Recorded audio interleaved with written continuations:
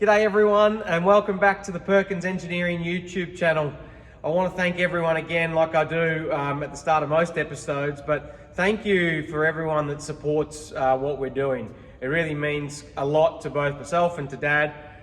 So thank you very much, all the likes, comments, everything. We see them, we read them. We don't always get a chance to get back to everyone, but we certainly do. And I know Dad really enjoys reading all the comments about his Volkswagen stuff, so keep them coming. And it also gives us a few more ideas moving forward.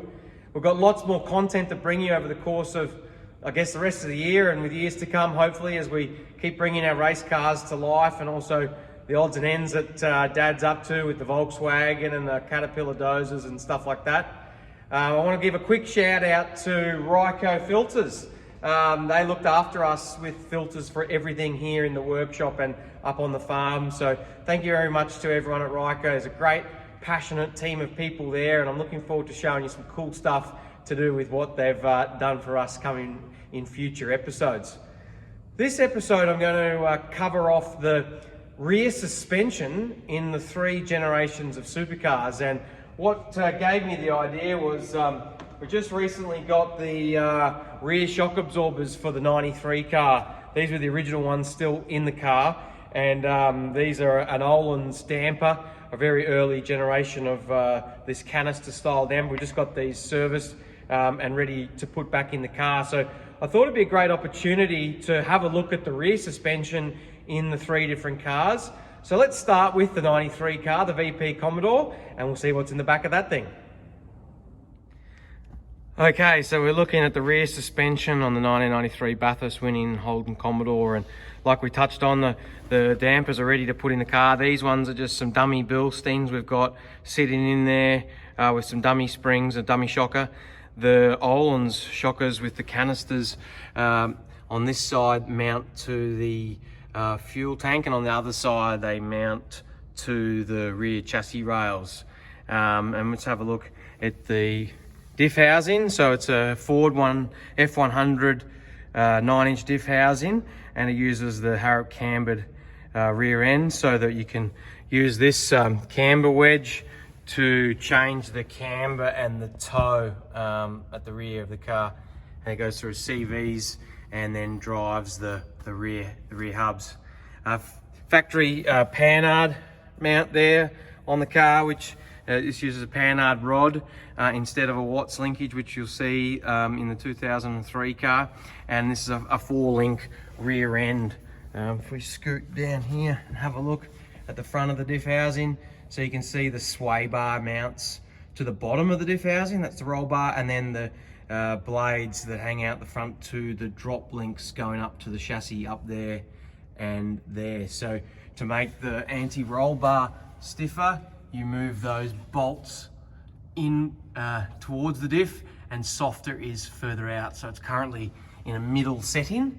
So that's the sway bar in the car. You can tell no cockpit adjustable blade. It's all going to be done by the mechanics. And then the links, the 4 links, come to the chassis up the top there for the top arm, and here for the lower arm.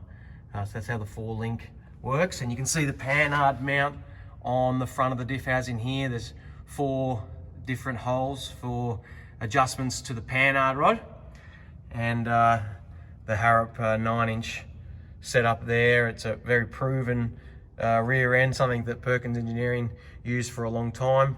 The brake lines are missing. This is the chassis end, then a connection joins up to the diff housing, and there's brake lines to go to the calipers. That hose you see there, that's the diff breather, goes into the boot, and for excess diff fluid if it's breathing or been overfilled. And you shoot around to this side, you can see the adjustments on the rear arms, and then where the shocker canisters will mount on the rear chassis rail on this side. Can't be on the other side because of the spare tyre well. And there's the arm adjustments at the top as well. So that's the 1993 rear end. Let's go and check out the 2003 car. Okay, let's take a look at the rear suspension in the 2003 car. So it's basically a very, very similar, if not the same design. It's a 4-link rear, uses a 9-inch diff, based around our original 2003 settings. We'll start with the rear shockers. So they're a piggyback Olin's TT44 with a piggyback canister here. You'll notice the markings for the settings on masking tape on the canister. That handwriting is Barry Ryan's, so he's the original builder of the shockers, and so we know how to set up the shockers. That sticker always stays there, and mounts to the diff housing here. One of the biggest differences, if you might have already picked up, is the rear sway bar. So that now mounts to the rear chassis rails up here, and the bar itself sits quite low down here. You can see the cable running along the back, and then that adjusts this blade angle. So it's a cockpit adjustable roll bar, and then the drop links actually mount to the diff. So it's opposite to how the 93 car, the bars mount to the chassis and the drop links go to the diff, and that's how the rear anti-roll bar works. The diff is, like I said, it's a 4-link rear end, so there's adjustments on the top arm there and the lower arm there, 3 holes, and it's the same at the chassis end. We have 3 adjustments here, the top arm, and then the lower arm you'll see on the other side of the car is in the lower position, but there's 3 holes of adjustment there as well. You'll notice the diff center and the house, I mean, it all looks very similar, if not the same, to the 1993 car. Use a Mark Williams center, same kind of diff ratios and setup. We just use an aluminium center now instead of an all steel F100 diff housing. That's just for torsional rigidity and slightly different design, but the key principles are still the same with that setup. So largely unchanged in 10 years, which was probably a little bit of the downfall for Perkins Engineering during this time. And in 2004, Formula One design legend Ron Turanak came, and we actually redesigned this trailing arm section and made a longer bottom arm that came back to around about here. And part of the process of putting this car back to 2003 spec was going back to equal length trailing arms, but certainly it's an area from 2003 onwards that received a lot of R&D and a lot of extra design features, if you like, but still we maintain the Harrop cambered rear end. You have to change those wedges to get different camber and different rear toe, and that's basically it. We've got a bump rubber there on the chassis rail. And different gearbox coolers are mounted either side of the fuel tank at the rear of the car. So that's the 2003 rear suspension. We touched on the 93 car having a panhard rod. This uses a Watts linkage, this car. So you'll be able to see just under there in front of the fuel tank is the Watts triangle. The Watts rockers in the middle just behind the diff. And that slides up and down to change the Watts linkage, which is effectively the rear roll. And that's where it mounts to the diff on either side.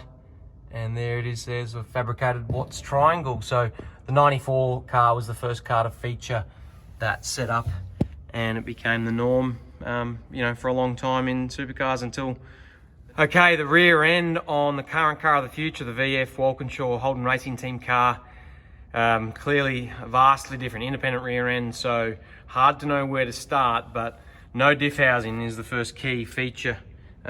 Biggest difference between these cars.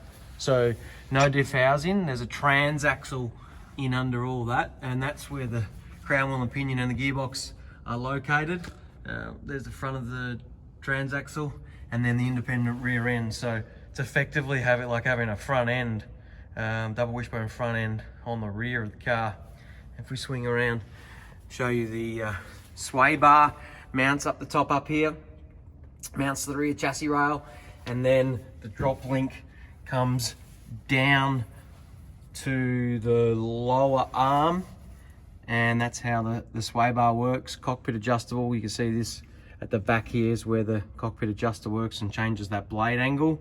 A lot of adjustment with the rear of these cars. So we've got roll center adjustments at the top arm and the lower arms, and then there's outboard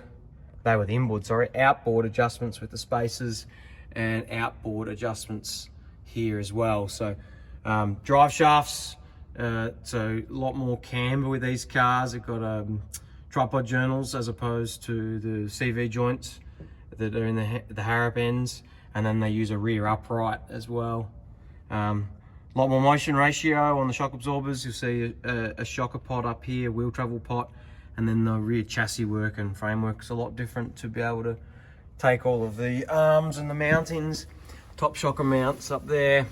Use a Sachs damper in this particular vintage. There's transmission cooler there. The front arm mounts, and then the other end of the upright is there. So vastly different to the other cars.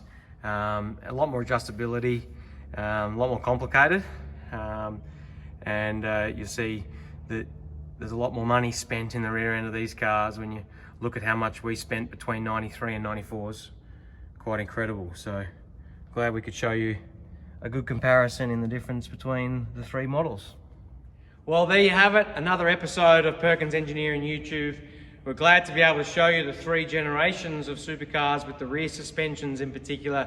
It's crazy to think that in 93 to 2003, it didn't change much at all by comparison to 2003 to 2013 with the car of the future that's got the independent rear end, transaxles and whatnot. But really cool to see that, and glad we could show you right under the skin and what's involved in the rear suspension of these cars.